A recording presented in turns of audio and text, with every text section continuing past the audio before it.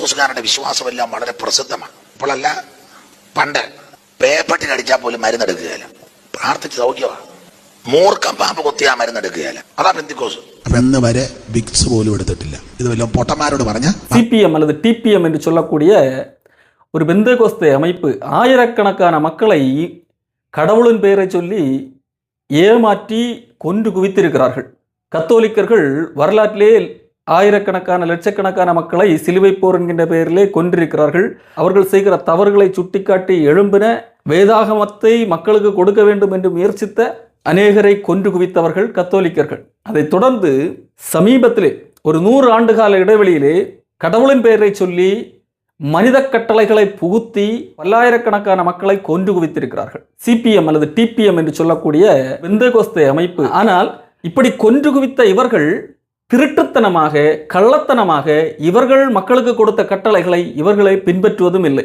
ஒரு எடுத்துக்காட்டுக்கு, கேரளாவை சேர்ந்த இந்த கொள்கையை பின்பற்றி கொண்டிருக்கின்ற ஒருத்தன் அனீஸ் என்கின்ற ஒரு பாஸ்டர் என்ன பேசுகிறான் என்பதை பாருங்கள். சொல்லுகிறான், பழைய பெந்தேகோஸ்தே என்பவர்கள் விசுவாசத்திலே வல்லவர்கள். பாம்பு கடித்தால் கூட, அதுவும் நாகப்பாம்பு, கொடூர விஷம் நிறைந்த பாம்பு கடித்தால் கூட அவர்கள் சாக மாட்டார்கள், அவர்கள் விசுவாசிகள். ஆனால் இன்றைக்கு பாம்பு பக்கத்திலே போனால் கூட அவர்கள் விசுவாசம் இல்லை என்கிறது போல பேசியிருக்கிறார். പെന്തിക്കോസുകാരുടെ വിശ്വാസമെല്ലാം വളരെ പ്രസിദ്ധമാണ്. ഇപ്പോഴല്ല, പണ്ട് പേപ്പട്ടിൽ അടിച്ചാൽ പോലും മരുന്നെടുക്കുകയില്ല, പ്രാർത്ഥിച്ച് സൗഖ്യമാണ്. മൂർഖം പാമ്പ് കൊത്തിയാ മരുന്നെടുക്കുകയില്ല, അതാ പെന്തിക്കോസ്. ഇന്നിപ്പം മൂർഖം പാമ്പ് കൊത്തണ്ട, അപ്പുറത്തെ പുറകിടത്തെ കൊണ്ടു പോയാൽ മതി, ഉടനെ നമ്മൾ പറയാം കുരുമുളക് അടിച്ചു നോക്കിയേ.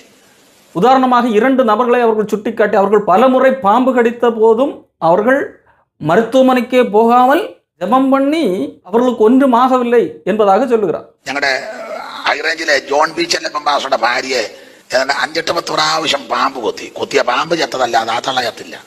എത്രയോ കൊല്ലം ചെല്ലമ്മ കൊച്ചമ്മ ജീവിച്ചിരുന്നു. അടുത്ത് കോയിപ്പുറത്ത് ഒരു കൊച്ചമ്മ ഉണ്ടായിരുന്നു, 18 പ്രാവശ്യം ആ മൂർഖം പാമ്പ് കുത്തിയത്. ഒരു കുഴപ്പമില്ല, തള്ള 97 വയസ്സിലാണ് മരിക്കുന്നത്. പ്രാർത്ഥിക്കുമെന്ന് പ്രാർത്ഥിച്ച് വിഷ പറഞ്ഞ് ഇപ്പോൾ എത്രയോ ദൈവകുഞ്ഞുങ്ങൾ മരുന്നെടുക്കാനും നിൽക്കുന്നു, രോഗശാന്തിക്ക് വേണ്ടി നിൽക്കുന്നു. ഈ ബാബുചായനെ ഈ പൈത്തോമി 4 വയസ്സിൽ കൊണ്ടുവന്നു, 4 വയസ്സിൽ.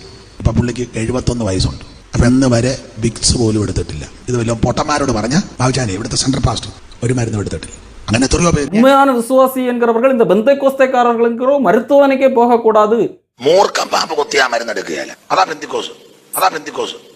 இவருடைய பேச்சை நம்பாமல் நோய் வந்தால் மருத்துவமனைகளுக்கு செல்கிறவர்களை முட்டாள் என்கிற விதமாக குறிப்பிட்டிருக்கிறார். എന്ന് വരെ വിക്സ് പോലും എടുത്തിട്ടില്ല. ഇത് വല്ലതും പൊട്ടന്മാരോട് പറഞ്ഞ இதே போன்ற நபர்கள் தான் சிபிஎம் டிபிஎம்ல இன்றைய வரைக்கும் இருந்து கொண்டிருக்கிறார்கள்.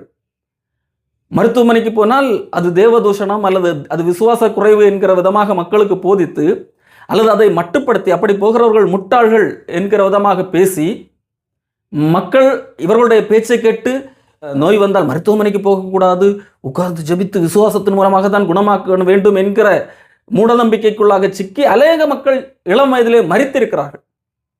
ஆனால் இந்த பாட்டர்மார்கள் என்ன செய்வார்கள் தெரியுமா? கள்ளர்கள் என்ன செய்வார்கள் தெரியுமா?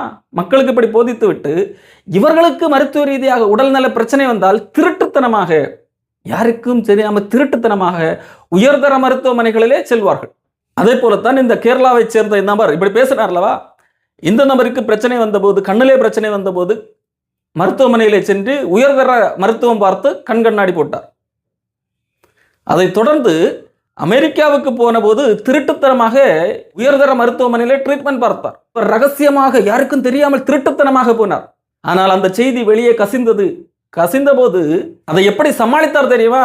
அது நானா போகலைங்க, அமெரிக்கால இருந்து அவங்க வற்புறுத்தினாங்க, அவங்களுக்காக நான் மருத்துவமனைக்கு போனேன், எனக்கு ப்ரெஷர் ரொம்ப ஜாஸ்தியாச்சு, அதனால വേറെ വഴിയില്ലാമ ഞാൻ അമേരിക്കയിൽ പോനെ. ഞാൻ ഏറെ വർഷങ്ങൾ മരുന്ന് അങ്ങനെ ഉപയോഗിക്കുകയില്ലായിരുന്നു. അത് തീരുമാനമൊന്നും എടുത്തതല്ല, വേണ്ടാന്ന്. സാധാരണ അസുഖങ്ങളൊക്കെ ഒരു പ്രാർത്ഥിക്കും, അങ്ങനെയൊക്കെ അങ്ങ് പോകും. മരുന്നിനോട് അങ്ങനെ വലിയ താല്പര്യമില്ല, അങ്ങനെ പ്രതിഷ്ഠയൊന്നും ചെയ്തിട്ടില്ല.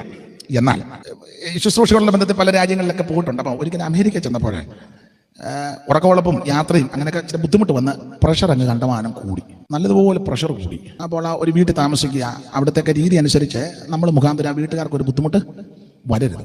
അതെൻ്റെ ഭാഗത്തും അല്പം അപാകത എന്ന് പറഞ്ഞാൽ ഞാനും അതിനെ വിധേയപ്പെടേണ്ടി വന്നു. ഡോക്ടറുമൊക്കെ വന്ന് കണ്ട് എല്ലാം പരിശോധിച്ചപ്പം പ്രഷർ നന്നായിട്ട് കുറയുന്നില്ല, അങ്ങ് കൂടുക. അപ്പം വീട്ടുകാർക്കും എല്ലാം എല്ലാവരുടെ താല്പര്യവും ഞാനും താല്പര്യപ്പെട്ടു. പ്രഷറിൻ്റെ ടാബ്ലറ്റ് എടുക്കേണ്ടി വന്നു. എനിക്കങ്ങ് വലിയ മനപ്രയാസം, അയ്യോ മരുന്ന് എടുത്തല്ലോ. അപ്പം എന്നോട് അവർ പറഞ്ഞ ഒരു കാര്യം ചെയ്യേ, പാസ്റ്റ് ഇവിടുന്ന് തിരിച്ചങ്ങ് അമേരിക്ക എന്ന് പോയി കഴിയുമ്പോൾ അതങ്ങ് നിർത്തിക്കൂ. അങ്ങനെ ഞാനും അങ്ങ് ചിന്തിച്ചു, നമ്മൾ മുഖാന്തരം അവർക്കും ഒരു പ്രയാസം വേണ്ട, ഞാനും അതിന് വിധേയപ്പെടേണ്ടി വന്നു. ഈ ടാബ്ലറ്റ് എടുത്തു.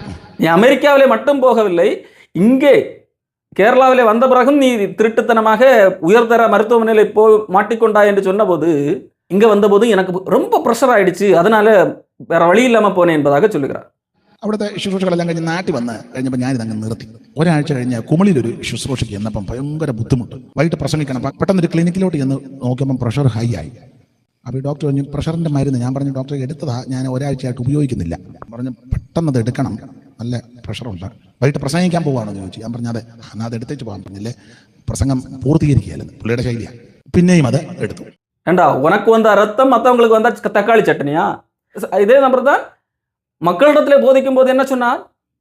முட்டாள்கள் என்று சொன்னார். யாரை? இவருடைய பேச்சை கேட்காதவர்களை. அதாவது பாம்பு கடித்து விஷம் இறங்கினால் கூட மருத்துவமனைக்கு செல்லக்கூடாது, ஜெபம் பண்ணி குணமாக்க வேண்டும், இதை நம்பாதவன் முட்டாள் என்கின்ற வார்த்தையை பயன்படுத்தி பேசினார். ஆனால் இந்த நபருக்கு பிரஷர் கொஞ்சம் கூடினாலே என்ன செய்வார்? யாருக்கும் தெரியாமல் திருட்டுத்தனமாக அமெரிக்கா மருத்துவமனைக்கு போவார்.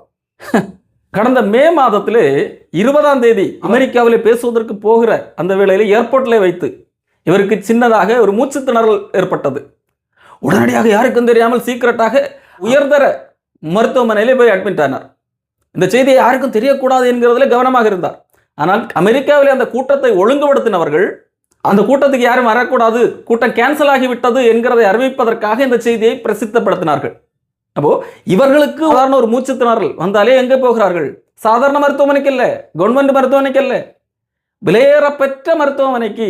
ஆனால் மக்களிடத்தில் என்ன விதமான போதனையை ஏற்படுத்தி வைத்திருக்கிறார்கள்? பெந்தைகோஸ்தேக்காரர்கள். அதாவது பெந்தைகோஸ்தேலே வெறிபிடித்த நாய்கள், வெறிபிடித்த நாய்கள், சிபிஎம் டிபிஎம் என்கிறவர்கள். அவர்கள் மனித கட்டளைகள், நீ இது தொடக்கூடாது, இதை உண்ணக்கூடாது என்கிற விதமான கட்டளைகள், மருத்துவமனைக்கு போகக்கூடாது, போனால் விசுவாசம் இல்லை, அவர்களெல்லாம் முட்டாள்கள் என்கின்ற ரீதியிலே பேசுவார்கள். வெறுநாய் கடித்தால் கூட பேப்பட்டி, வெறுநாய் கடித்தால் கூட மருத்துவம் பார்க்க கூடாது, പേപ്പട്ടി കടിച്ചാൽ പോലും മരുന്നെടുക്കുകയില്ല, പ്രാർത്ഥിച്ച് സൗഖ്യമാണ് என்கிற விதமாக பேசினார். ஆனால் இந்த நபருக்கு சின்ன சாதாரண ஒரு மூச்சு திணறல், 2 நாள் மருத்துவமனையில் அட்மிட் ஆனார். இவர்கள் சுமத்துகிற கட்டளைகள் அத்தனையும் மக்கள் மீது. ஆனால் இந்த பாஸ்டர்மார்கள் கற்பனைகளை ஒன்றாகலும் விரலினால் கூட தொடுவதில்லை. இயேசு கிறிஸ்து வாழ்ந்த காலத்திலும் இதே நிலைமைதான். ஆகவே தான் இயேசு கிறிஸ்து சொன்னார், சுமக்க முடியாத சுமைகளை கட்டி மக்கள் மீது சுமத்துகிறார்கள், ஆனால் இவர்களோ ஒரு விரலினால் கூட அதை தொடமாட்டார்கள். அன்புக்குரியவர்களே, இப்படிப்பட்ட மதவாத இயக்கங்கள், தீவிர பெந்தைகோஸ்தேக்காரர்கள், இவர்கள் சாத்தானின் பிள்ளைகள். இதை தொடக்கூடாது, இதை புசிக்கக்கூடாது, இங்கே மருத்துவத்துக்கு போகக்கூடாது, இந்த உடை அணியக்கூடாது, வெள்ளை உடைத்தான் அணிய வேண்டும், இந்த மாதிரி செய்கிறவர்கள் ஆயிரக்கணக்கான மக்களை கொன்றிருக்கிறார்களை மருத்துவமனைக்கு செல்ல விடாமல். ஆனால் இவர்களோ திருட்டுத்தனமாக ஒளிந்து போய் மருத்துவமனையிலே மருத்துவம் பார்த்து தங்களை காப்பாற்றிக் கொள்ளுகிறார்கள். மக்களுக்கு விசுவாசத்தை குறித்து நாங்கள் போதிக்கிறோம், நாங்கள் தான் கடவுளுடைய விசுவாசத்தை போதிக்கிறவர்கள் என்று சொல்லுகிறவர்களுக்கு கடவுள் மீது நம்பிக்கை இல்லை. மக்களுக்கு என்ன சொல்லுகிறார்கள்? உன்னுடைய நோய் கடவுள் குணமாக்கினால் குணமாக்கட்டும், இல்லை என்றால் செத்துப்போ, மருத்துவமனைக்கெல்லாம் போகாது. ஆனால் இவர்களுக்கு சாவை பார்த்து பயம்.